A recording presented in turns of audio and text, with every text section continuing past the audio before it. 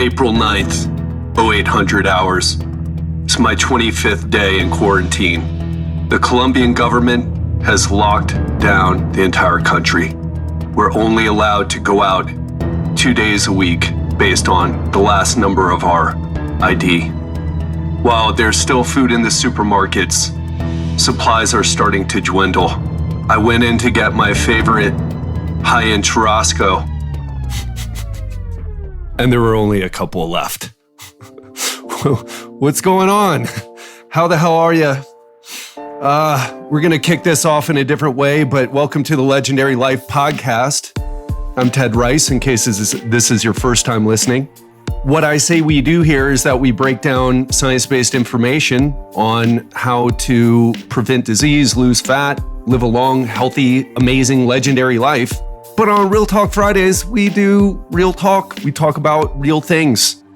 And I wanted to start this off real dramatic because I had this thought the other day. This is super weird, super stressful, right? Ooh, can you hear the crazy birds outside? Super weird, super stressful. I mean, there's people who are, I've talked to my clients and asked them, hey, how are you doing? Like, oh yeah, I'm doing all right. All my clients are working. A couple just got a new job. So shout out to you, Jackie. Shout out to Gigi. Or actually, Gigi is applying or looks like she's being headhunted for a new job. So things are progressing, but I wanted to just say this, right? Like, I was just thinking the other day, even my approach to this whole thing, right? I'm like, yeah, okay. I got real militant. That's been my style for dealing with this unusual situation that we all find ourselves in. And I'm like, yeah, I'm going to wake up, make my bed, clean my room, work out, do all these things, work. And so I had this real regimented routine. I'm like, time to stand up, time to lead. And then I'm thinking, man, we're just being asked to stay home. There aren't any riots or, no shooting people. There's no plague. There's no zombies. There's no nothing. It's just like, stay the fuck home, because if too many people get sick, even though the majority of us won't even have symptoms or will have very mild symptoms, if it spreads aggressively enough, it will overwhelm the healthcare workers. And if you look at Ecuador, that's what's happening. And please look whatever country you're in. I mean, most of you are in the States or Canada, UK, Australia. Wherever you are, go look at what's happening in some of the countries who aren't doing the lockdown because they're more corrupt and they're less educated overall. And they want to keep the money coming because that's what they're thinking about. And you see the repercussions. In Ecuador, people are dying and then they're having to put the dead people out on the street. I don't mean to laugh, but it's just a crazy thing. I'm not laughing because it's funny. It's just so crazy. But that's an example of what happens when we don't do the lockdown. Brazil is struggling with that as well. So that's where I want you to bring your attention to if you're ever like, why are we doing this? It might be a bit extreme instead of just isolating the most vulnerable among us, those who are in the 70 and up age range, those who have obesity, those who have compromised immune systems due to, organ transplants or various diseases that can affect your immune system. Those with autoimmune conditions who take immunosuppressing drugs. I can't tell you why aren't we just protecting those people, quarantining those people, and the rest of us kind of do our thing. But I think there's probably some good reasons for that. But anyway, I don't want to go down that path, at least not right this second. I want to talk about, this is annoying. Our routines are being interrupted. And for those of you who are out of work, hopefully there's not too many of you, but that can be a big issue. Like, how am I going to pay my bills? But for the rest of us, come on. It's like, all right, I've got to stay home and not go out to eat and not go to the mall and not go and hang out with my friends and drink white wine and eat tapas or drink beers and watch the game. It's so hard. And it is hard, right? It is hard. But how lucky are we that this is our big struggle? This is the big pandemic of our lives, right? One of the big defining events of our lives, really, in this era of people who are alive in this era. And for the majority of us, it's not really that bad. I wasn't joking about missing the churrasco, though. There's only a few more of those delicious churrascos. I found one brand of churrasco I really like. And for those of you who don't know, probably most of you do, if you enjoy steak like I do, but churrasco is a South American style steak. Can't tell you what cut it is, but there's this one brand, I can't even remember the brand at the moment, and it's all in Español, pero it's delicious. Pero es muy delicioso, muy excelente. And it's running out. So I'm going to have to go for just the regular store cuts without the marinade.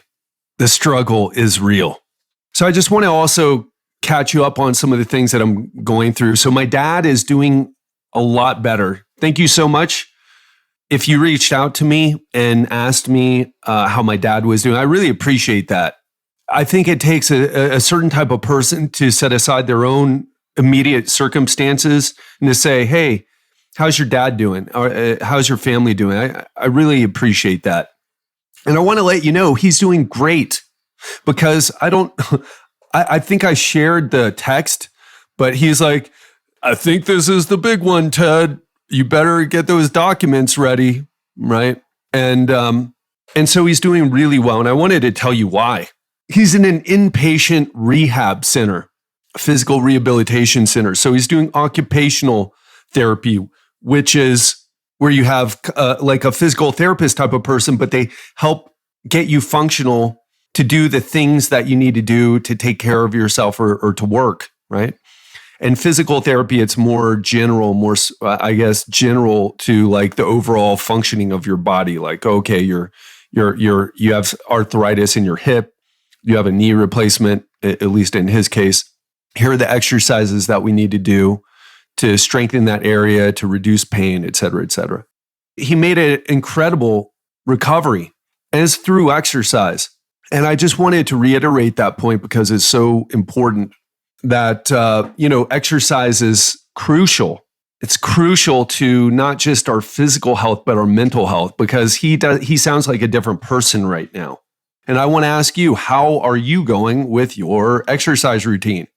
Did you fall off, or have you doubled down on it? Have you been exercising more? Now, for me, I've been exercising more. I've actually had to slow down. In fact, if you're anything like the people I attract in my coaching group, I attract type A people in my coaching group. So if you're that person, you've probably started exercising more. So it becomes even more important in your case to make sure that you're balancing things out. And that's what I had to do the other day. I've been working out every single day. I've been doing, I do something every day, but I've been working out, like doing a type of training, either doing resistance training with the band system that I travel with, or I do cardio. So we need to pay attention to our recovery. It's very important, especially exercise equals stress. So in many ways, it's great for you, but if you overdo it, it can add to an already stressful situation. So you want to make sure you're balancing your resistance training with cardiovascular training, because cardiovascular training, especially low intensity, we're not talking about high intensity stuff. We're talking about low intensity, long duration. And I'll tell you this, whenever I feel bad, I back off on the resistance training and I do more cardio. And what can you do, by the way? So I'll share with you. So I have a balcony. I have a very small place. I moved from the place that I was staying in before into a different place right the day that the quarantine started. So I guess March 16th or whatever it is. And I moved because it was a bigger apartment in the other place, but I couldn't go outside. I felt like in a cage, right? I really felt that way. And I wanted to have a place that I could go outside. So I got this place with this huge balcony. So I've been running on the balcony, but even if you can't run on the balcony, you can run in place. Oh, but Ted, that's super boring. Yeah, I know. It's also boring to not go out to eat. It's also boring to not go out with your friends. But if you're committed, you'll get it done. And I'm not just committed to getting in better shape right now, but I'm committed to keeping my brain functioning at a high level. And we know that aerobic exercise in particular, it stimulates your brain. It improves your circulation, stimulates your brain, stimulates the release of brain-derived neurotrophic factor, which creates new brain in an area of your brain called the hippocampus, which is associated with learning and memory. So if you want to memorize things better, if you want to be mentally sharper, aerobic exercise is so crucial.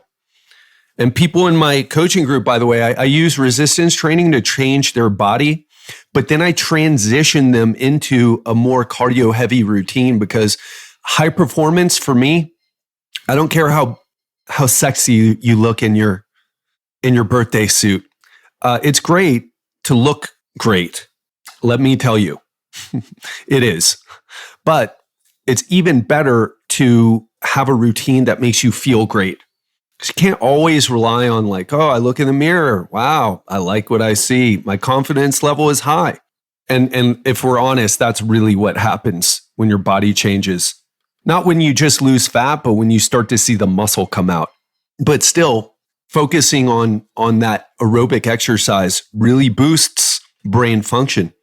And so that's what I've been doing. Whenever I start to feel a little bit too stressed, I start adding cardio days in, and then I'll add, like, for example, this is what I'm doing right now. I'm doing 2 resistance training workouts in a row, take 1 day off and do cardio. If I start to feel like, I'm looking sexy, because that's what happens when you focus on resistance training in that way, but I'm not feeling as mentally sharp or my mood isn't as good, I'll start to do 2 days of cardio, 1 day of lifting until I start feeling the mood that I want to feel. So what else have I been doing here? I also have been doing meditation, been doing it every day and getting deep with my meditation practice. One of the things that I learned, by the way, is that I was working out all the time. Oh, and also I should mention this. So I started drinking a shit ton of coffee. How much is a shit ton? It's a good question. Wow, I was drinking 2 of these little pots of coffee, and it's quite a lot. More coffee than I've ever drank ever in my life. And by the way, easy to do here because the coffee is so delicious. Juan Valdez Balanceado is what I'm drinking. But if you can ever try it in a Juan Valdez place, go for the Juan Valdez Cappuccino Tradicional. It's the best cappuccino I've ever had. Not that I've had cappuccinos all over the world. Actually, I have had cappuccinos all over the world, but I haven't been to Europe, I guess. So I'm sure there's some great coffee there. But I was drinking a lot of coffee, working out, going crazy. I really started to hit a wall mood-wise. I was like, I don't feel good here. I had a couple nights where I had trouble sleeping, even meditating several times. And I realized I'm burning the candle at both ends here, and I need to watch it. And I want you to watch it too. Balance, because if you're anything like me, when the pressure comes on, when the stress comes on, you rise to the occasion and you start taking care of business. You work harder, you take care of your family, you start exercising more. But we all need a day off, and boy, did I need one. Actually, I went a couple days where I was just like, oh, wow, I'm really feeling it. It's not about the external circumstances. It's how you feel about this external circumstances. I'm going to say that again. It's not about the external circumstances. It's how you feel about the external circumstances. Because we could make the argument that it's really bad, or we could say, it's not that bad. Okay, so what's the difference there? And a lot of it has to do with our emotional state. And I was feeling like, oh, fuck, things suck. It's terrible. And I was like, I got to catch myself here. Why am I feeling this way? Well, you didn't sleep that well for a couple nights in a row. Okay. Why didn't you sleep that well? Well, maybe the 2 pots of coffee in the morning is not helping you sleep at night. Okay. Yeah. And even when I meditated, I still had trouble sleeping, which usually meditation just puts me out, the type of meditation that I do. So I needed to start to look at myself, look at my routine, look at what I was doing, because my productivity with business has been incredible. I've leveled up so much. I've been learning, aprendiendo español. ¿Qué quieres comer? So I've been learning Spanish. I've been doing all these things, but I was burning out a little bit. Can you relate to that? Or do you feel like, no, I've got it in balance?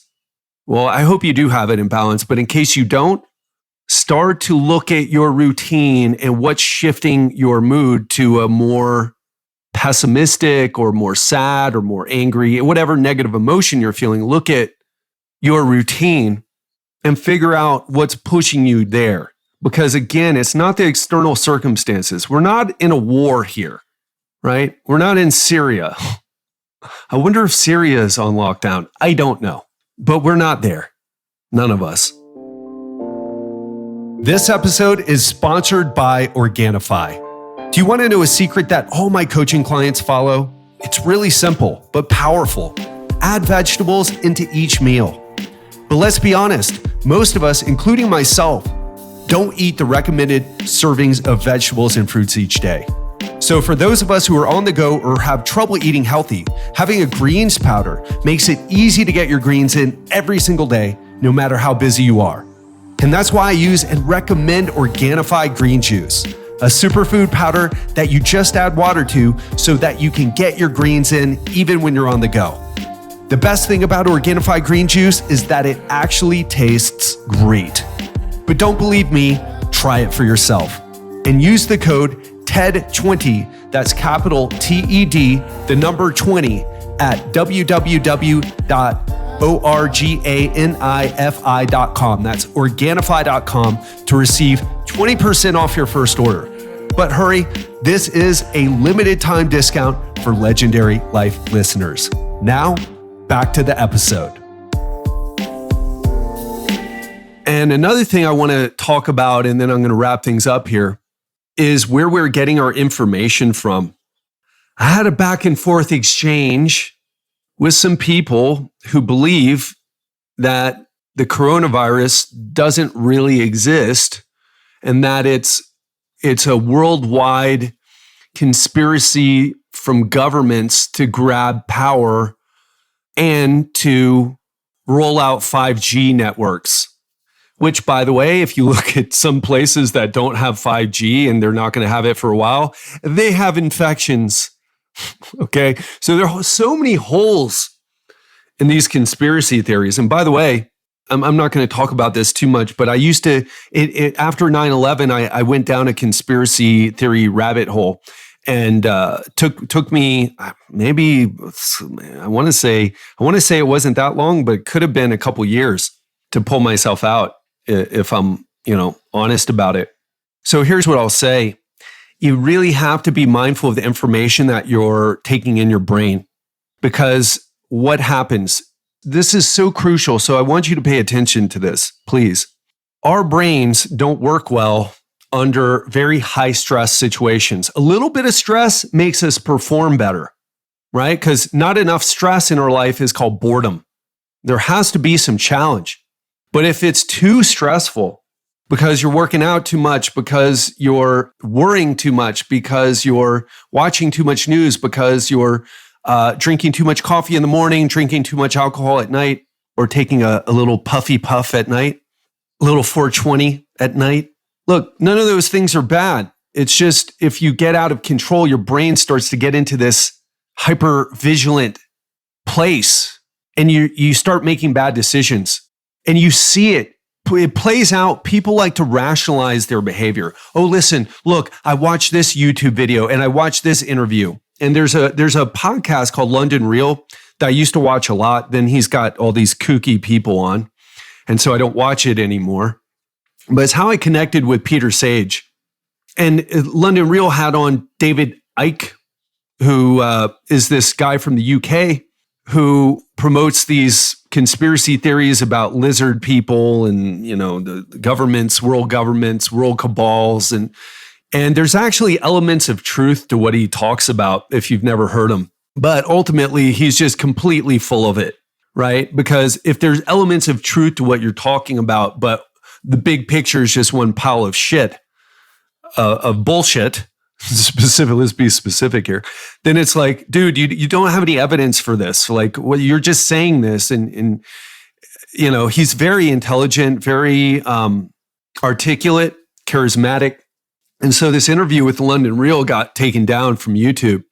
And it made people go crazy because he started talking about the rollout of 5G networks and how that's really the coronavirus and that it's 5G is going to ruin our world and ruin our health. And it's like, oh man, what do you think all the people who own the 5G companies, they're going to be on 5G?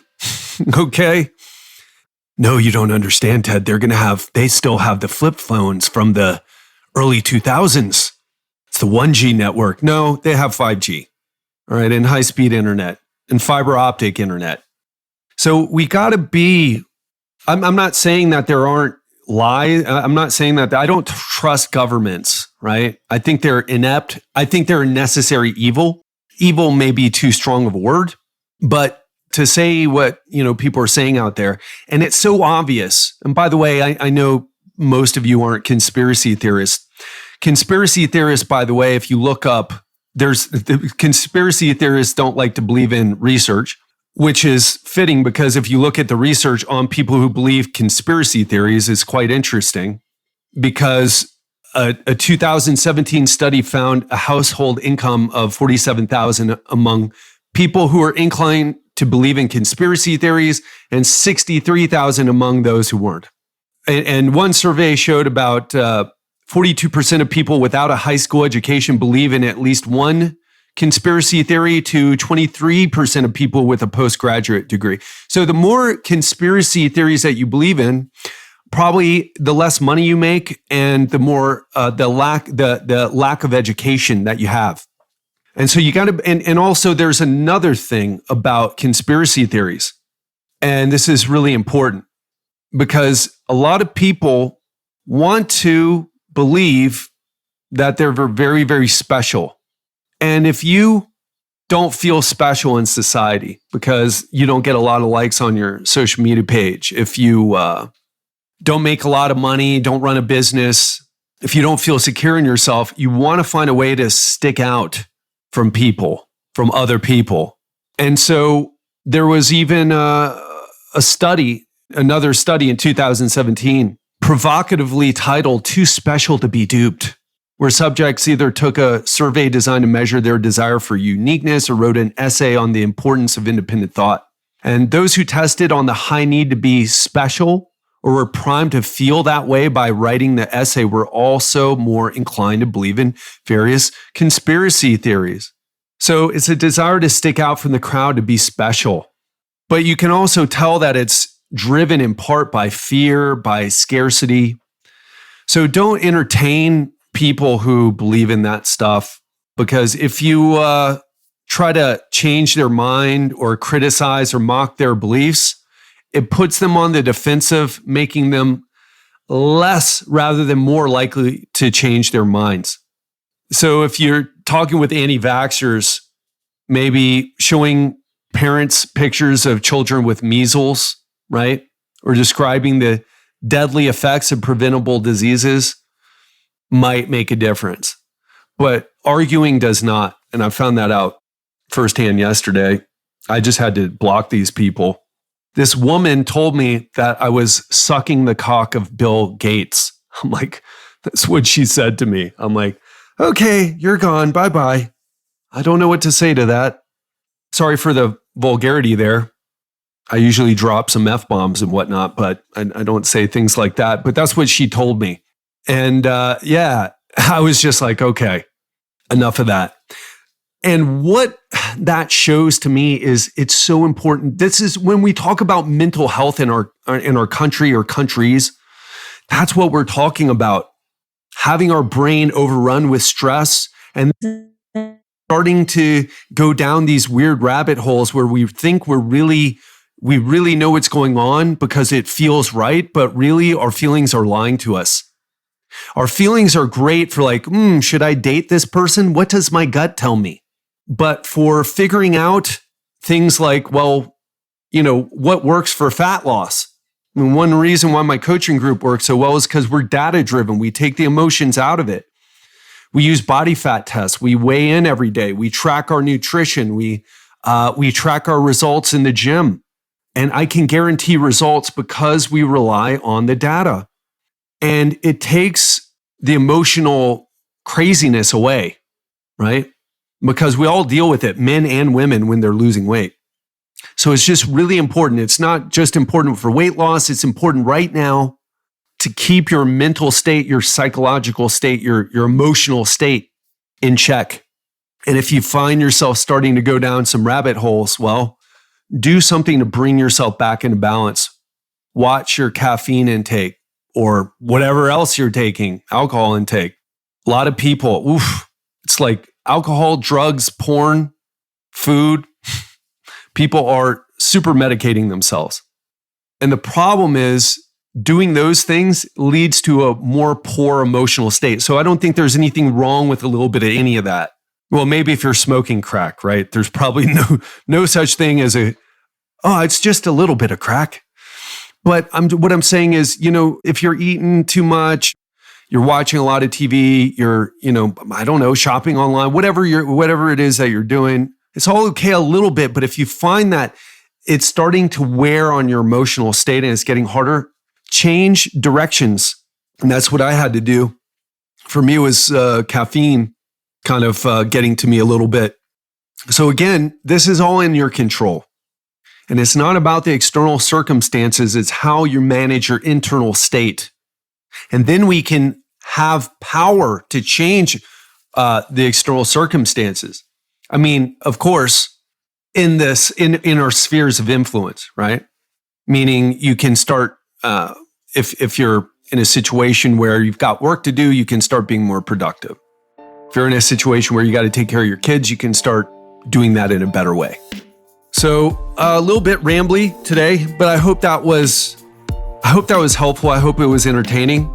And I hope listening to this show is helping keep you on track with what you should be doing or reinforcing what you're already doing. Because I know many of you are superstars, type A people. So I hope this helps keep you on track, keep you motivated, that you're on the right track, and also helps you catch yourself when you start to drift a bit over into burnout and exhaustion to help bring you back. And that's all I gotta say for today. I've got a coaching call in a few minutes here, so I gotta sign off, but I want you to know that we're in this together. I love you, I care about you, I want the best for you. Probably the number one thing and why I'm so passionate about health is that it's so important to keep our mental health straight. It's really the battle for the modern human being in our current digital society. It's really about the battle to keep yourself centered, to keep yourself in the eye of the storm, because it's just chaos. It's chaos right now, but it's always chaos. All the stuff coming at you from Facebook, Twitter, Instagram, all over the place. How do you find that eye of the storm and how do you stay there? And if you start to drift out of the eye of the storm, how do you get yourself back to where things are going crazy around you, but you are calm, centered, and able to do what it is that you need to do to provide for yourself, to provide for your family, and to achieve ultimately whatever it is that you want to achieve in life. So keep that in mind, stay focused, stay centered, love you, and talk soon.